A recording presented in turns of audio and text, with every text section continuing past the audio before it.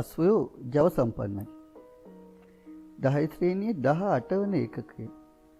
කාර්ය, ශක්තිය හා ජවය.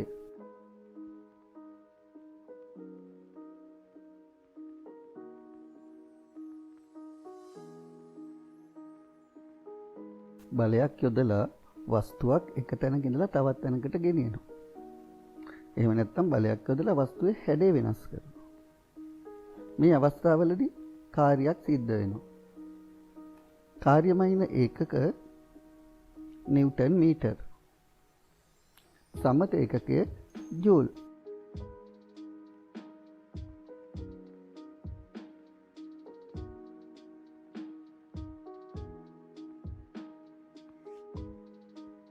නිව්ටන් එකක බලයක් යොදලා මීටර් එකක් බලයේ දිශාවටම චලනය කරනවා නම් සිද්ධ වෙන කාර්ය ජූල් 1යි.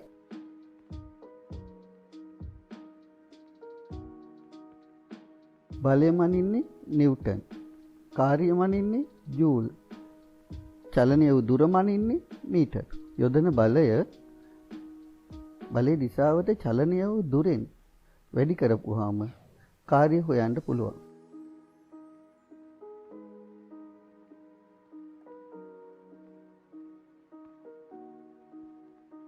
මේ උදාහරණය බලමු. නිව්ටන් 10ක බලයක් යොදලා වස්තුවක් ඒ බලයේ දිශාවට මීටර් 4ක් චලනය කරනවා. ඒ වෙලාවේ කාර්ය කොපමණද? කාර්ය හොයන්න ඕනේ. බලය නිව්ටන් 10යි. චලනය වූ දුර මීටර 4යි. කාර්ය සමානයි බලය වැඩි කිරීම චලනය වූ දුර. සමානයි නිව්ටන් 10 වැඩි කිරීම මීටර් 4. උත්තරේ නිව්ටන් මීටර් 40යි. නැත්නම් ජූල් 40යි.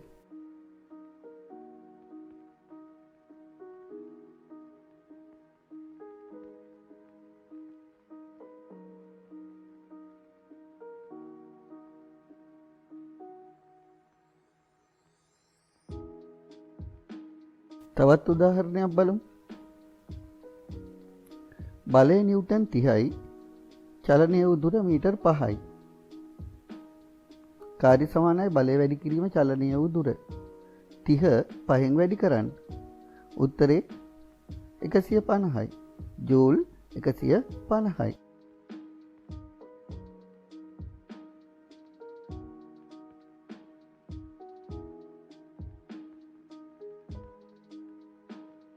බර කියන්නේ බලයක්.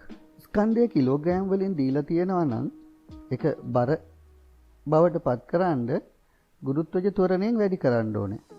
ඒ කියන්නේ 10න් වැඩි කරන්න ඕනේ. දැන් මෙතන කිලෝග්‍රෑම් 12ක් තියෙන්නේ. කිලෝග්‍රෑම් 12 ගුරුත්වජ ත්වරණය 10 ms වෙන දෙකෙන් වැඩි කරපුවාම උත්තරේ 120යි. ඒ කියන්නේ කිලෝග්‍රෑම් 12ක ස්කන්ධයක බලය නිව්ටන් 120යි. බලයේ දිශාවට චලනය වූ දුර මීටර් 10යි. සූත්‍රය යොදමු. කාර්ය සමානයි බලය වැඩි කිරීම චලනය වූ දුර. සමානයි නිව්ටන් 120 වැඩි කිරීම මීටර් 10. උත්තරේ ජූල් 1200යි.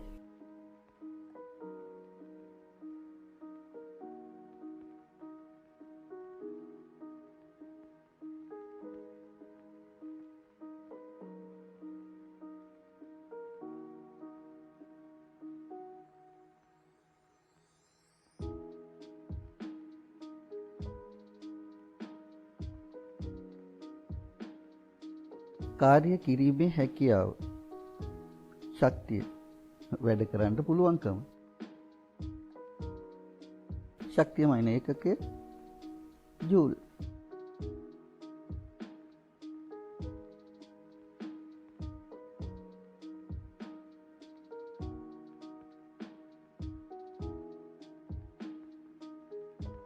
යාන්ත්‍රික ශක්තිය ආකාර දෙකයි.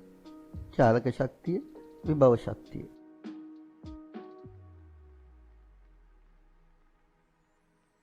චලනය වෙන වස්තුවක් සතු ශක්තිය චාලක ශක්තිය. වස්තුවේ ස්කන්ධයත් වස්තුවේ ප්‍රවේගයත් චාලක ශක්තිය කෙරෙහි බලපානවා.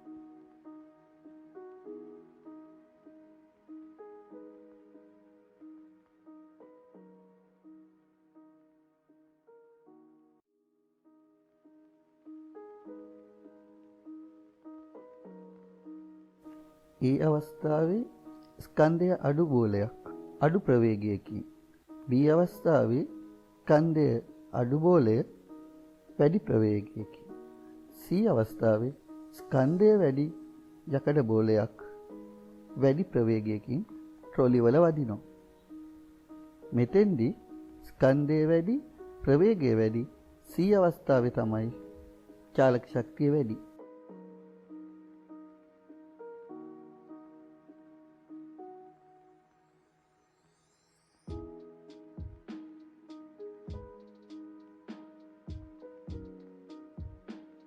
චාලක ශක්තිය මනින්නේ ජූල්.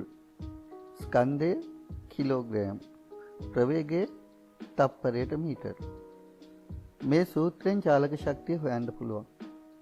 භාගය වැඩි කිරීම, ස්කන්ධය වැඩි කිරීම, ප්‍රවේගය වැඩි කිරීම ප්‍රවේගය. E සමානයි භාගයයි mv වර්ගය.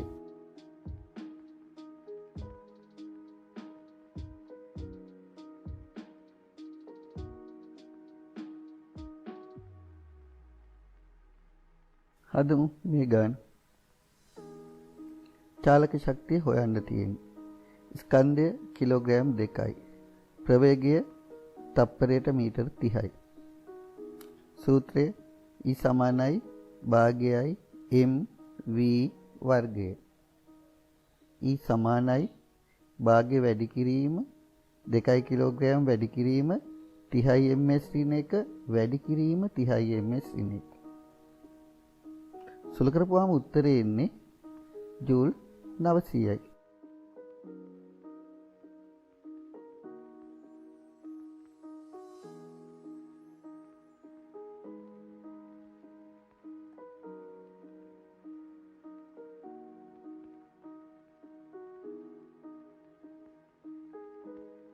මේ ගාන හොඳට තේරුම් ගන්න.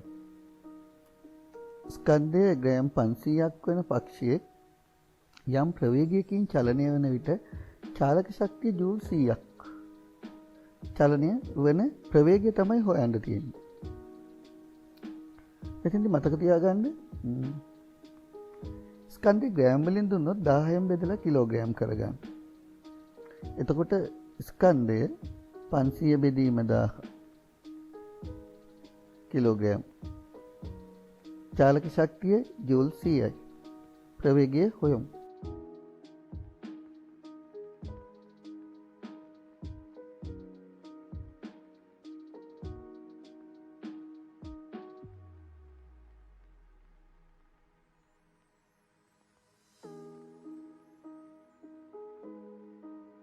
සූත්‍රයට ආදේශ කරමු. E සමානයි භාගයයි mv වර්ගය. E චාලක ශක්තිය ජූල් 100 සමාන වෙනවා භාගය වැඩි කිරීම 500,000න් බෙදෙනවා කියන්නේත් භාගයයි වැඩි කරන්න v වර්ගය. ජූල් 100 සමානයි භාගය වැඩි කිරීම v වර්ගය. භාගය භාගයෙන් වැඩි කරපුවාම 4න් 1යි. 100යි ජූල් සමානයි 4න් 1 වැඩි කිරීම v වර්ගය.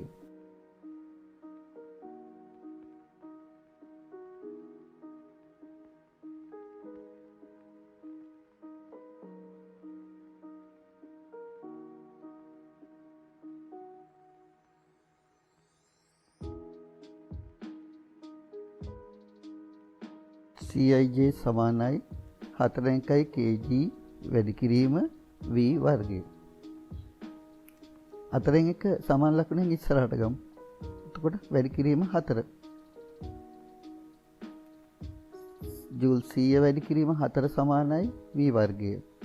100 වැඩි කිරීම 400. 400 සමානයි v වර්ගය. v සමානයි වර්ගමූල 400. 400 වර්ගමූලය 20. v සමානයි 20යි ms ඍණ 1. ප්‍රවේගය තප්පරයට මීටර 20යි.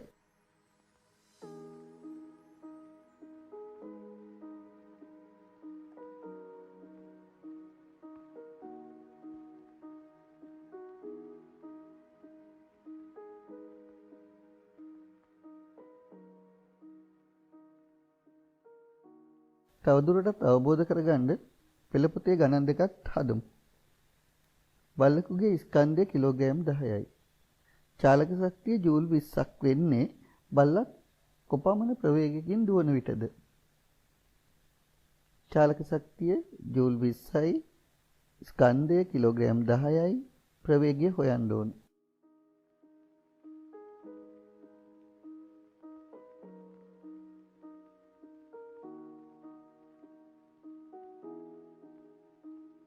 E සමානයි භාගයයි mv වර්ගය. E ජූල් 20යි සමානයි භාගයේ වැඩි කිරීම ස්කන්ධ කිලෝග්‍රෑම් 10 වැඩි කිරීම v වර්ගය. භාගයේ 10න් වැඩි වුණාම 5යි. ඊළඟ පෙළිය ජූල් 20 සමානයි කිලෝග්‍රෑම් 5 වැඩි කිරීම v වර්ගය. කිලෝග්‍රෑම් 5 සමාන ලකුණේ මෙහා පැත්තට ගෙනල්ලා බෙදමු. 20යි ජූල් බෙදීම 5යි කිලෝග්‍රෑම් සමානයි v වර්ගය.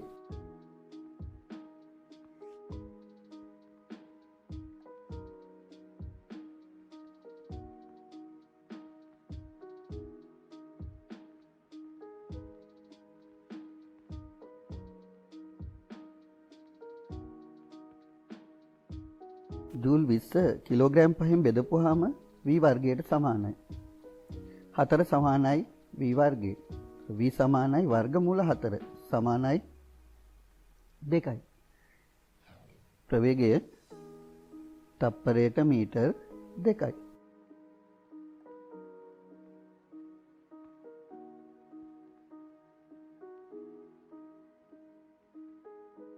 පෙළපොතේ ඊළඟ ගානත් හදමු. ස්කන්ධය ග්‍රෑම් 500යි. චාලක ශක්තිය ජූල් 9යි. ප්‍රවේගය හොයන්න තියෙනවා.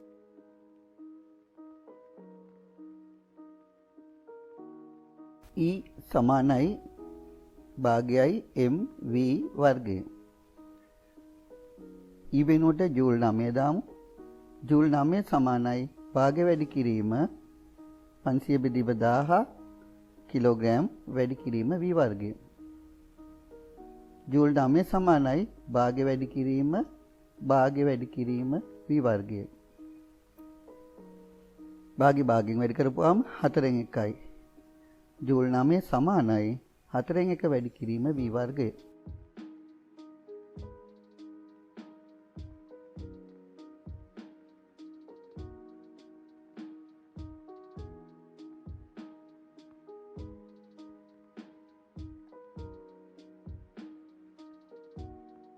ජූල් 9 සමානයි 4න් 1 වැඩි කිරීම v වර්ගය.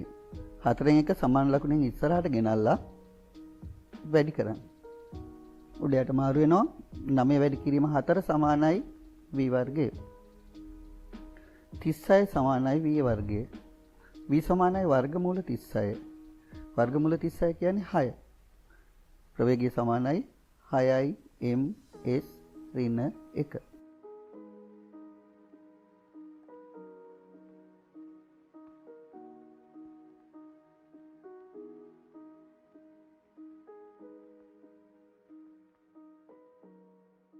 ගහක් උඩට නැග්ගොත් විභව ශක්තිය වැඩි. කැටපෝලයක රබර් පටිය ඇද්දොත් රබර් පටියේ විභව ශක්තිය වැඩි. වස්තුවක පිහිටීම වෙනස් වීම මත හෝ හැඩය වෙනස් වීම මත ගබඩා වන ශක්තිය විභව ශක්තිය. විභව ශක්තිය මනින්නේ ජූල්. විභව ශක්තිය කෙරෙහි බලපාන සාධක 3යි. 1 ස්කන්ධය, 2 ගුරුත්වජ ත්වරණය, 3 එක උස.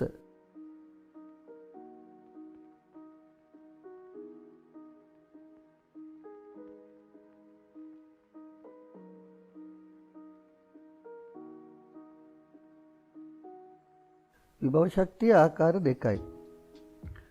පොළොව මට්ටමින් ඉහළට යන විට ගබඩා වෙන ශක්තිය ගුරුත්වාකර්ෂණ විභව ශක්තිය. තෙරපීමක්, ඇදීමක් හෝ හැඩේ වෙනස් වීමක් නිසා ඇතිවන විභව ශක්තිය ප්‍රත්‍යස්ත විභව ශක්තිය. සර්පිල දුන්න තෙරපන විට ඒ මත ඇති වෙන්නේ ප්‍රත්‍යස්ත විභව ශක්තිය.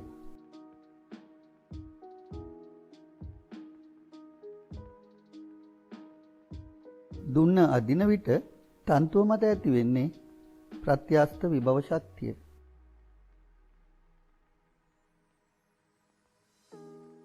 එක සමාන බර තියෙන වීදුරු බෝල 3ක් සමතලා කරපු මැටි ගොඩක් මතට එක එක උස් මට්ටම් වලදී අතහරින්න.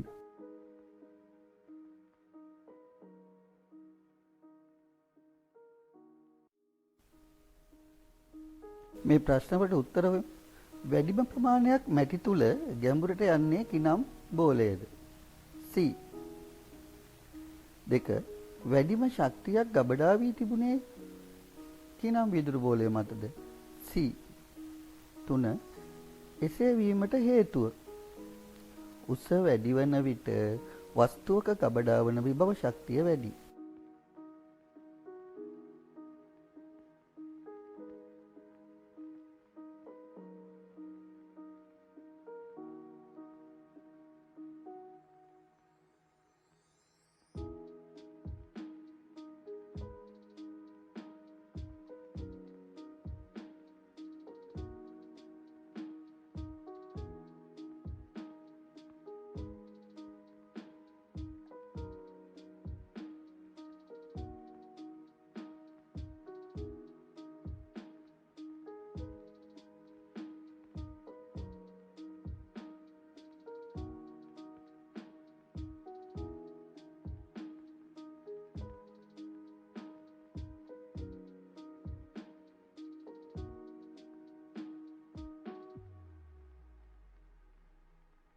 මේ සරල අවලම්බය දිහා බලන්න.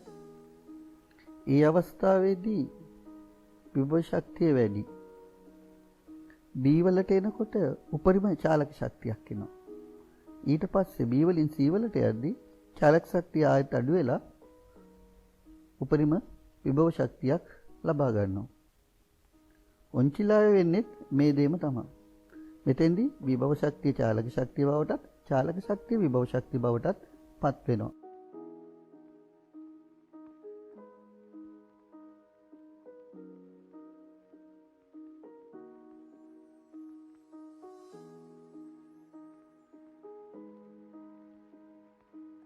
කන්දක් නැගලා බයිසිකලයකින් ඉහළට යන්න බයිසිකලය මත විභව ශක්තිය වැඩිපුර ගබඩා වෙනවා.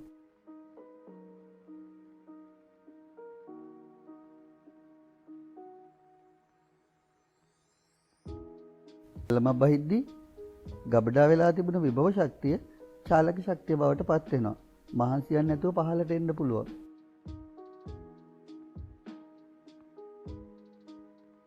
කන්ද මුදුනට යද්දී චාලක ශක්තිය විභව ශක්තිය බවට පත් වෙනවා.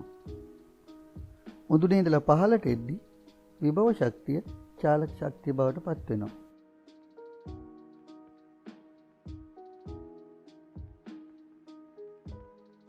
විභව ශක්තිය හොයන්නේ ස්කන්ධයේ ගුරුත්වජ ත්වරණයෙන් වැඩි කරලා උසෙන් වැඩි කරලා. විභව ශක්තිය මනින්නේ ජූල්. ස්කන්ධය මනින්නේ කිලෝග්‍රෑම්. ගුරුත්වජ ත්වරණය තප්පර වර්ගයට මීටර්. උස මීටර්. විභව ශක්තිය E. ස්කන්ධයේ M. ගුරුත්වජ ත්වරණය G. උස H. එනිසා විභව ශක්තිය සොයන සූත්‍රය E සමානයි mgh.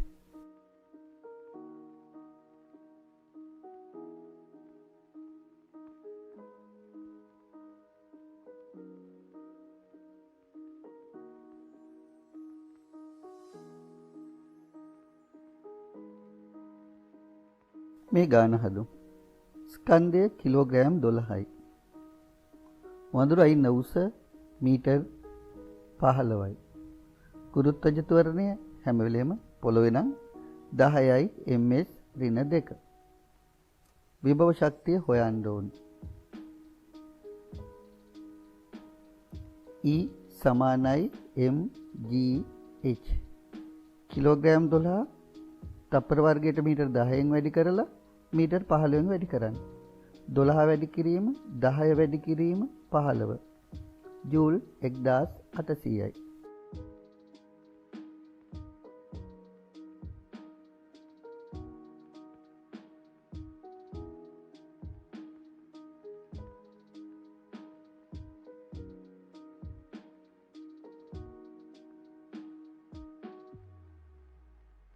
තවත් ඒ වගේම ගානක් හදමු.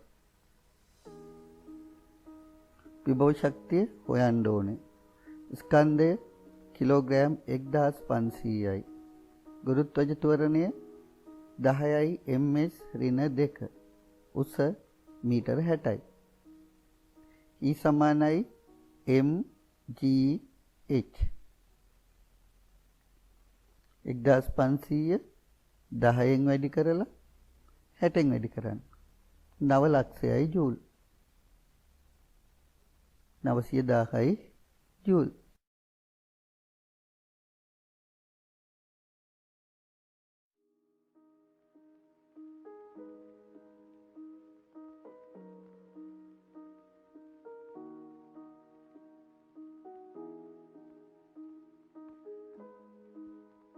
ජල විදුලි බලාගාරවල ජලාශයේ ජලයේ විභව ශක්තියෙන් ටර්බයින් කරකවලා චාලක ශක්තිය බවට පත් කරගන්නේ.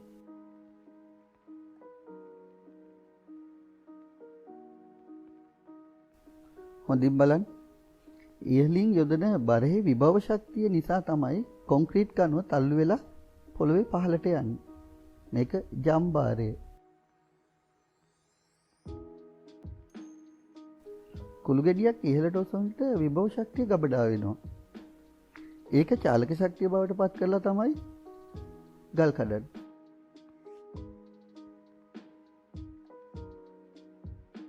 මොකද කියන්නේ? තව පොඩ්ඩකින් ගජමෑන්ව අල්ලගන්න පුළුවන්.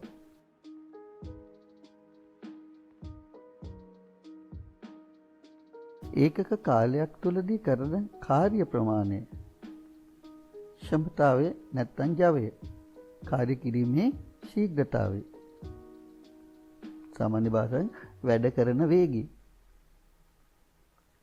ජවය මනින ඒකකය වොට්. තප්පරයට ජූල්.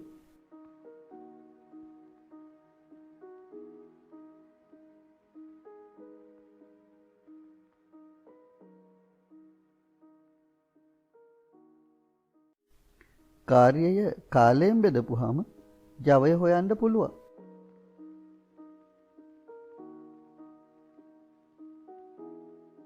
අපි මේ ගාන හදමු. යන්ත්‍රයකින් මිනිත්තුවක් තුලදී ජූල් 240ක කාර්යයක් ඉටු කරයි නම් ජවය සොයන්න. හොයන්න තියෙන ජවය. කාර්ය ජූල් 240යි. කාලය මිනිත්තු 1යි. මිනිත්තු කාලේ තප්පර කරගන්න 60න් වැඩි කරනවා. කාර්ය කාලයෙන් බෙදපුවාම ජවය හොයන්න පුළුවන්. ජූල් 240 තප්පර 60න් බෙදන්න. උත්තරේ වොට් 4යි.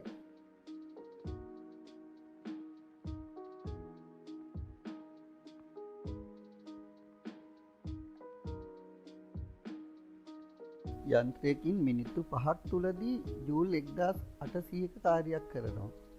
ජවය නැත්නම් ක්ෂමතාවය හොයන්න ඕනේ. කාර්යය ජූල් 1800යි. කාලය මිනිත්තු තප්පර කරමු. 5 60න් වැඩි කරන්න උත්තරේ තප්පර 300යි. කාර්යය කාලයෙන් බෙදන්න. 1800 300න් බෙදපුවාම උත්තරේ වොට් 6යි.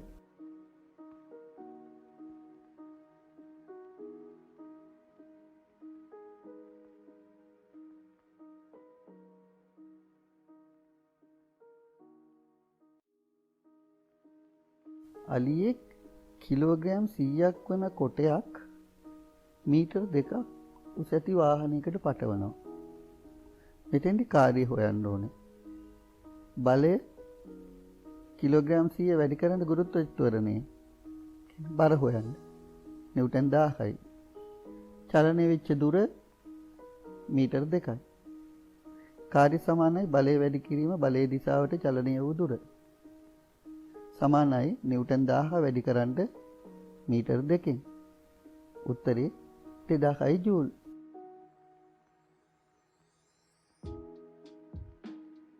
අලියට මේ කොටේ ඔසවන්න තප්පර 40ක කාලයක් ගත වුණා නම් ජවය හොයමු. කාර්ය ජූල් 2000යි. කාලය තප්පර 40යි. කෙරුණු කාර්ය ගත වූ කාලයෙන් බෙදපුවාම ජවය හොයන්න පුළුවන්. ජූල් 2000 බෙදීම 40 සමානයි 50 වොට්.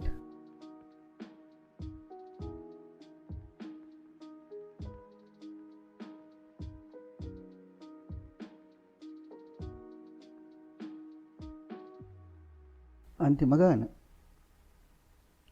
වොට් 50ක ජවයක් සහිත වස්තුවක් පැයකදී කරන කාර්ය ප්‍රමාණය. ජවය වොට් 50යි. කාර්ය හොයන්න තියෙන්නේ. කාලය පැය වලින් දීලා තියෙන තප්පර කරමු. 60 වැඩි කිරීම 60 3600යි. ජවය කාර්ය කාලයෙන් බෙදලා හොයමු. 50 වොට් සමානයි කාර්ය බෙදීම 3600. තප්පර 3600 සමාන ලකුණෙන් මෙහා පැත්තට ගෙනල්ලා වැඩි කරමු. 50 වැඩි කිරීම 3600. උත්තරේ 1,80,000යි ජූල්. කාර්ය 1,80,000යි ජූල්.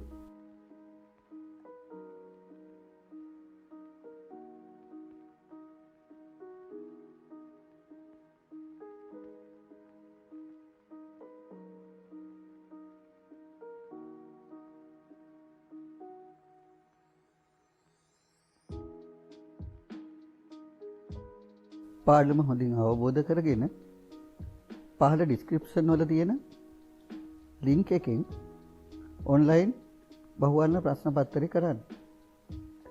තවමත් channel එක subscribe කරලා නැත්නම් subscribe කරන්න.